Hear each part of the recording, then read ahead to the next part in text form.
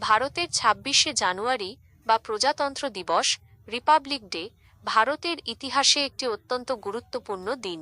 এই দিনটির তাৎপর্য কেবল ১৯৫০ সালের সংবিধান কার্যকর করার মধ্যেই সীমাবদ্ধ নয়, এর শিকড় জড়িয়ে আছে ভারতের স্বাধীনতা সংগ্রামের এক বিশেষ ঐতিহাসিক ঘটনার সাথে। ২৬শে জানুয়ারির ইতিহাসের সূচনা হয় ১৯৩০ সালে।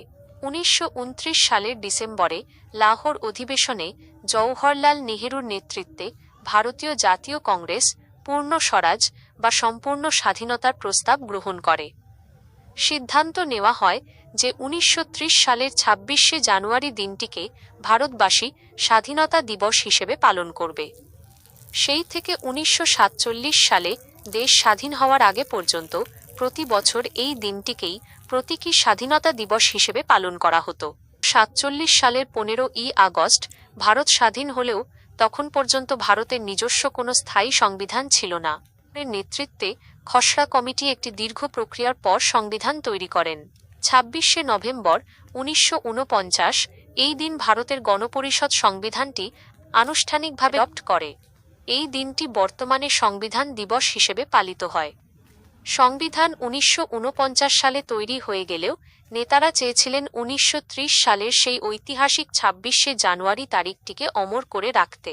তাই ঠিক ২ মাস অপেক্ষা করে ১৯৫০ সালের ২৬শে জানুয়ারি সংবিধানটি কার্যকর করা হয়।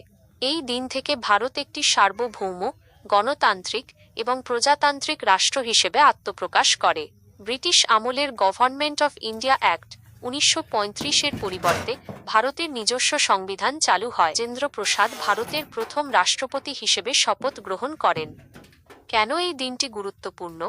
৩০ সালের পূর্ণ স্বরাজ ঘোষণার সম্মানার্থে এই তারিখটি বেছে নেওয়া হয়। এই দিনে বিশ্বের দীর্ঘতম লিখিত সংবিধান কার্যকর হয়েছিল। ভারত একটি ডোমিনিয়ন থেকে স্বাধীন প্রজাতান্ত্রিক রাষ্ট্রে পরিণত হয়, যেখানে দেশের প্রধান সরাসরি বা পরোক্ষভাবে জনগণের দ্বারা নির্বাচিত হন।